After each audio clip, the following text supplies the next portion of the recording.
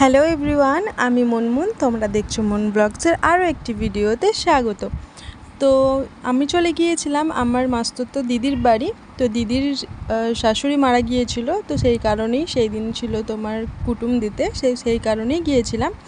তো ফার্স্টেই আমি স্টেশনে চলে গিয়েছিলাম, তো টিকিট কেটে নিয়েছিলাম।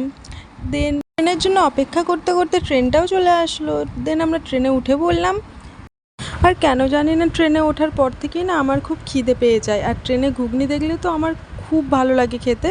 তো ঘুগনি খেয়ে নিয়েছিলাম, তারপরেই একটু সোনপাপড়িগুলোও কিনে নিয়েছিলাম।